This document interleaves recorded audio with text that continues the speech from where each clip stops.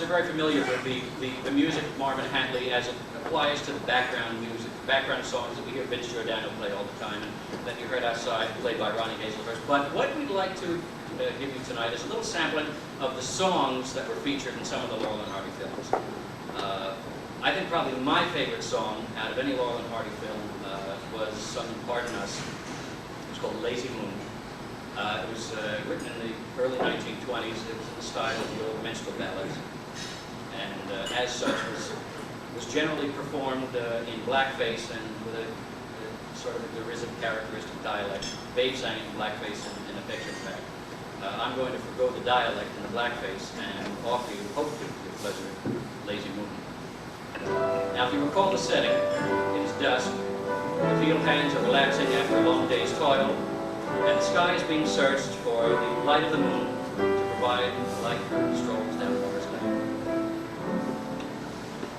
Lazy moon, come out soon, make my poor heart beat warmer. Light the way, bright as day, for my sweet little charmer.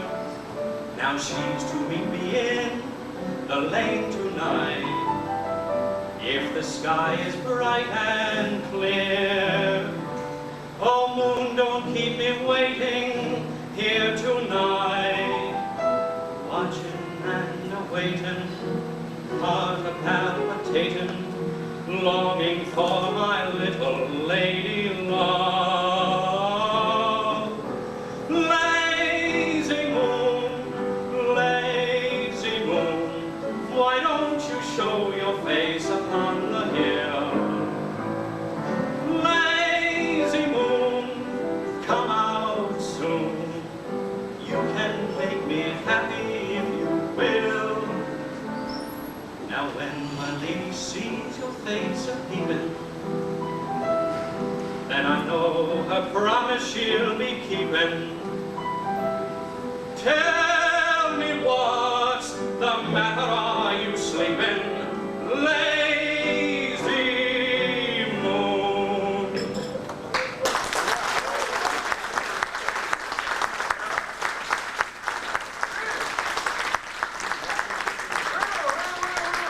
Hey, I didn't know you could sing. In fact, I'm still not convinced. Tell me something, Ray. Just, when did you learn to sing? How did that accident come about? Do I have to put up with this? What are you going to do, put down with it? That's my job. How did you learn to sing? Hey, who's working his head? I just hope they wear rubber gloves. That's all I got to say. Hey, are you? Keep it to yourself. All right. What do You you must know I had an accident when I was a kid. Yeah. I was in bed, I didn't have anything else to do, so I learned how to sing. I was flat on my back. Ready? Part of you still flat. And I mean that from the bottom of my bottom. Thank you. Gone. Another great Laurel and Hardy song was sung in Bohums. Wait a minute, time out! Time out! What are you doing? Hi, Laurel. No, Time out. what do you want? I thought that we were going to be celebrating the Music Hall Studios tonight. We are. What do you think I'm doing? Well, I don't know, but all I've heard so far is about the music, full respect, about just Laurel and Hardy. We're the Sons of the Desert. We're here to celebrate Laurel and Hardy. What about Charlie Chase? What about Charlie Chase? Well, I mean, he was a great singer and a dancer as well. Look, Stanley, with all due respect. When I think of Charlie Chase, I think of 10 minutes, one reel in the middle of the film that gave our organization its name, Sons of the Desert. Somehow wrote your story in New York. I'm not a historian. Listen, how many films did Laurel and Hardy sing and dancing? Exactly. Yeah, exactly how many? Exactly, I don't know. Well, it's something like 4, not counting 3. Kevin, help? 4, not counting 3. Well, Charlie Chase sang in over 20 films. He sang about 27 songs in 20-some odd films, and he danced in about 15. Okay, and as Vice President of the Sons of the Desert, I feel it's my prerogative and privilege to show some of you the genius of the musical artist, Charlie Chase. All right, Stanley. What are these dozens of songs? What are these examples you have to demonstrate this genius and also hopefully entertain our audience at the same time? Are you kidding? Listen to this. Now, Charlie Chase was a lot like Elvis Presley. Wait a minute. No, wait a minute, let me explain why. Because Charlie Chase and Elvis Presley would sing a song at any given moment about anything at any given time. For instance, he was teaching the Little Rascals one time. He was a teacher. Now, a normal teacher who was teaching mathematics would just teach about mathematics. But would Charlie Chase teach mathematics only? No. Listen to this one. He not only taught mathematics to the kids, but he gave them a lesson in life as well. 1 times 1 equals only 1, but 1 and 1 are 2. And a simple thing like a wedding ring will prove this most untrue. 'Cause if you add 1 to another 1, pretty soon they'll multiply. And the 2 you see will soon be 3. If the 2 dear are you and I. Hi, hi. Hi, hi. If the 2 dear are you and I. See, That's wonderful. That's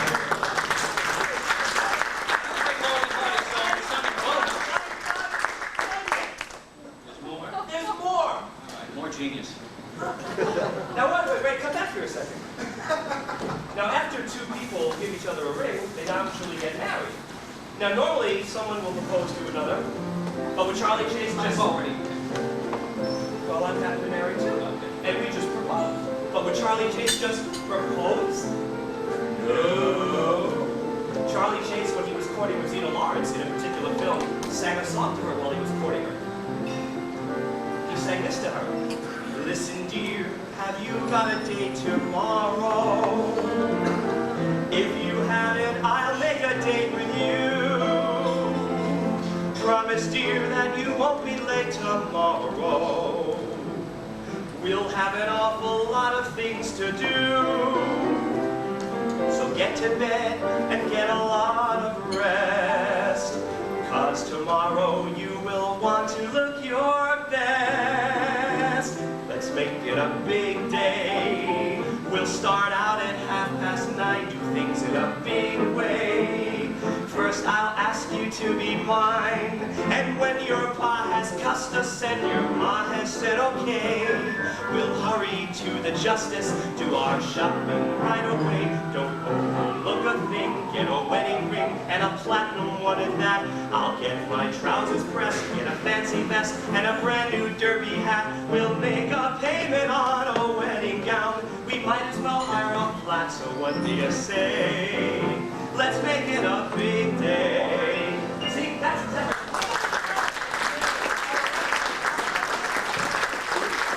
Great Laurel and Hardy song.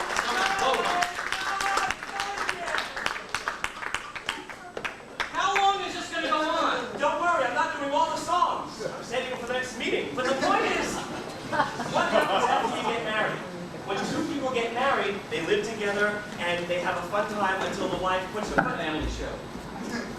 I'm sorry. Sorry, Mike. But the point is that the people get married, and then the woman takes over, and the guy is henpecked and cannot get out of the house for the rest of his life.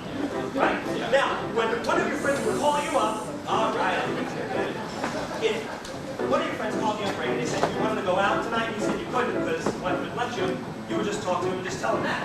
Would Charlie Chase just simply tell somebody he can't go out? No. No. Now let's pretend we're having a phone conversation. I'll tell you exactly what Charlie Chase would have done. All right, I call you. Just call me up. Ring. Ring. Answer the phone. I'm on my way. It's method. It's method. Okay. Ring. Hello. Hi, Stan. Hey, you want to go to watch film tonight? Oh, gee, I can't. Why not? Oh, the farmer's in the dell, and the pussycat's in the well, the cuckoo's nest and the cuckoo's rest, so everything is swell. The echoes in the valley, it's been there all the day, and the little Dutch mill's on the little Dutch hill, so everything's okay. The flies are on the ointment, I look at them to lot. I never knew what's coming next, but I put them on the spot. The bird is in her gilded cage, the cat is in a fight, and I'm in the doghouse, and I can't go out tonight. The old woman's in the shoe, the stars are in the blue, the woodrow's in the woodpile, and the oysters in the stew. The jack is in the cotton, the cat is in the box, and in case you have forgotten, oh, the ship is on the rocks. The flies are on that table, but I am an expert shot. They come in from the stable and I put them on the spot. With babies in a little cradle, tucked in nice and tight. And I'm in the doghouse and I can't go out tonight. After ending the night, and there is Felix Knight. No, The Jack in the Box, that's great. Stan, you're absolutely right. You're absolutely right.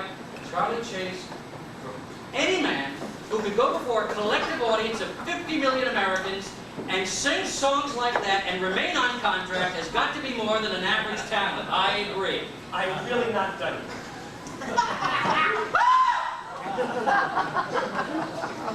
In all seriousness, yes, most of Charlie Chase's songs were silly.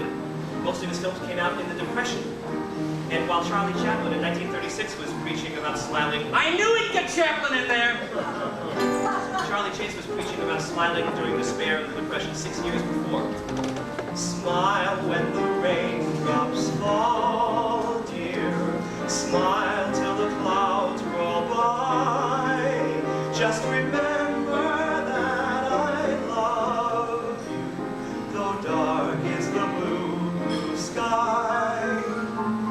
Dark clouds will fade away, dear, soon pass beyond recall. So just smile at the skies with those big smiling eyes. Just smile when the raindrops fall. So just smile at the skies with those big smiling eyes. Just smile when the raindrops fall.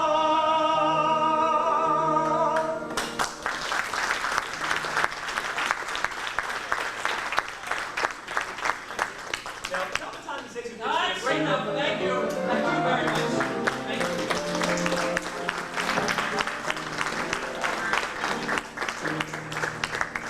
Well, that was very nice. See, now I can sum the last one first. We wouldn't have to go through the first. You made okay. Now, what we're going to do next? I'd like to introduce someone who is he's going to tell us. He's going to explain to us the reason for the durability of the Hal Roach music. We have with us tonight one of the world's foremost musicologists. And here I am. Thank you very much. That's very good. And you are They tone deaf. tone deaf. Yeah. There must be some mistake. I'm expecting a musicologist here this evening. You're in spitting distance from him. That's me. I'm a musicologist. I am tone deaf. How can you be a musicologist if you're tone deaf? Because that's my name, you stupid ex-president. Well, fine then, Professor Tone Deaf. Very good. Now, as I understand it, Professor, Aren't you glad to meet me?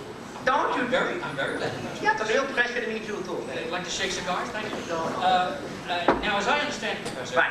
you are here this evening So am I. to tell us about the reason for the durability and the success of the music Hal Roach Studio. Whoop, funny you should mention that. That's why I'm here.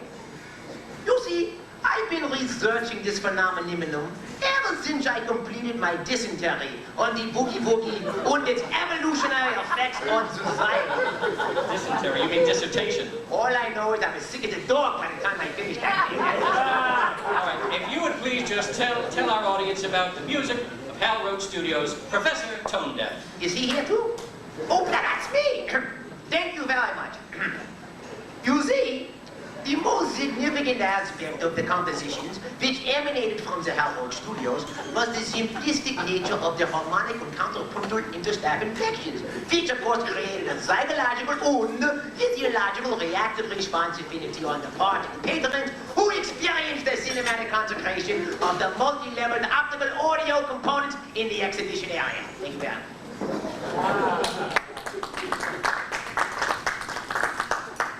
Now, what the hell does all that mean? The people liked it. Well, we know they liked it. What we want to know is why did they like it? Oh, there you go, getting metaphorical with me, are you? And you know, I never met a four I didn't like. Let me talk about this, did you? We know the reason they liked it. Because they was happy little tunes that went dee-dee-dee-dee. See, there wasn't complicated symphonies that went boom-pa, oom-pa, boom-pa. You got that? Deedle, diddle, deedle is better than... Is better than boompa, oompa, boompa. Exactly what I was saying. Okay. So, if you take a music that goes deedle-diddle-deedle, and you play it with a moving picture that has deedle-diddle peoples, you not only get harmony in music, you get harmony in pictures. Just a minute, Professor. I think I follow you. I just have one question. Yeah. What are deedle, diddle peoples? Oh, I'm so disappointed in you. You know, deedle-diddle peoples, like those rascal gangs. Oliver and Hardy. And Charlie with the glasses on the ski nose who sings too darn many songs as far as I'm concerned. With them goes deedle-diddle-deedle music. You wouldn't play deedle-diddle-deedle music with Lionel Barrymore or Orson Welles, would you? No, with them you play boom-pa, oompa, oompa. In the rascal gangs you play deedle-diddle-deedle. Okay. And so, then you have deedle-diddle music with deedle-diddle peoples, and you put them both in deedle-diddle pictures, you get boom-pa-oompa box office! And that's big bucks. That makes the boys in the front orifice very happy. Oh boy, you get 7-year contracts. You get a Spanish bungalow with a swimming pool on Mulholland Driveway. And you get a front table in the Romanovs. You get your name Llewellyn Parsons column once a week.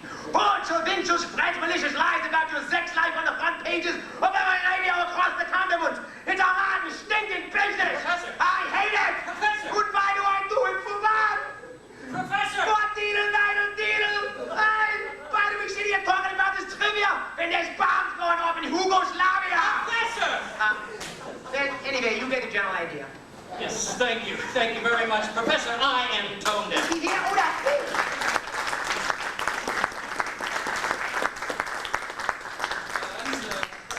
That's a general idea about the success of the music of Hal Roach Studios. And we would like to conclude now, ladies and gentlemen, with a medley of songs from Hal Roach Studios. While down on a desert island, underneath the beauty of the stars, I strayed upon some maidens who was strumming on their guitars. A hula maid was dancing, and I knew I found a paradise. This is what I told her when I gazed into her eyes. Honolulu, baby, where'd you get those eyes? And a dark complexion, I just idolized.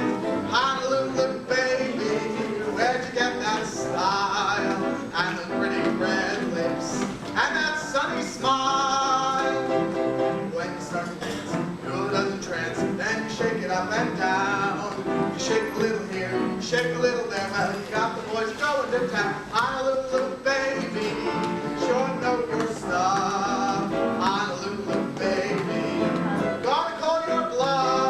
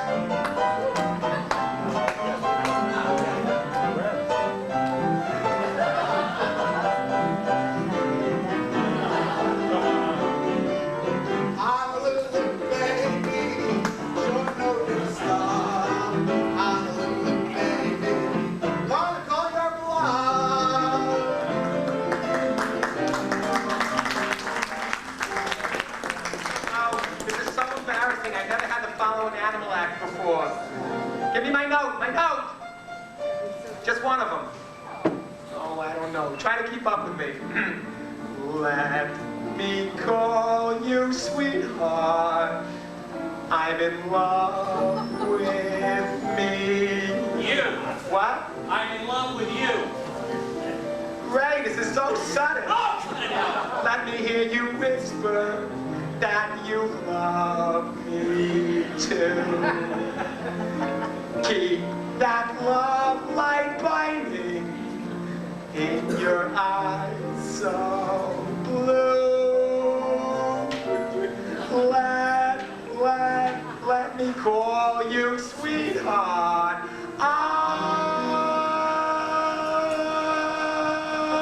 The idiot down here doesn't know when to stop. I'm in love with you great big hamburger, you.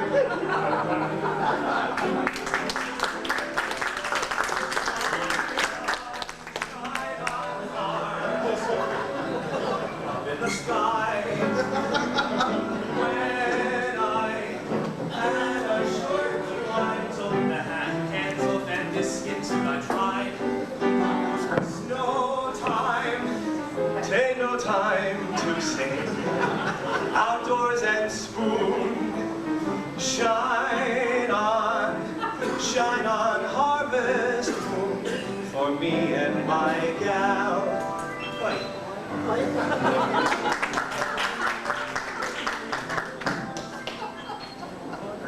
When you've grown up, my dears, and are as old as I, you'll often ponder on the years that roll so swiftly by, my dear, that roll so swiftly by, and all the many lands you will have journeyed through. You'll oft recall the best of all, the land your childhood knew. Your childhood knew. Toyland, Toyland, little girl and boyland, while you dwell within it, you are ever happy then. Childhood's joyland, mystic merry toyland. Once you pass its portals, Once you passed its porters? There are porters in toilet? Portals! Portals! And then return again.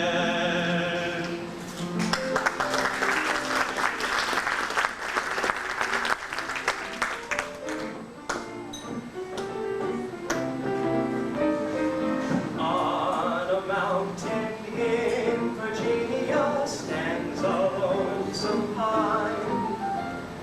Just below is the cabin home of a little girl of mine. Her name is June, and very, very soon she'll belong to me. For I know she's waiting there for me 'neath that lone pine tree in the Blue Ridge Mountains.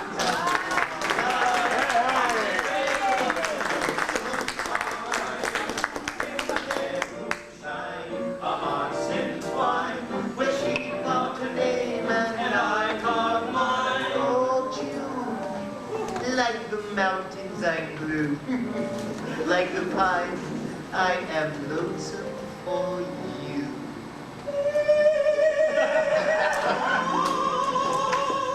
Blue Ridge Mountains of Virginia, on the trail of the lonesome pine. In the Blue Ridge Mountains of Virginia, on the trail of the lonesome. Well, Stanley, this is another nice show you've got me into. Goodbye.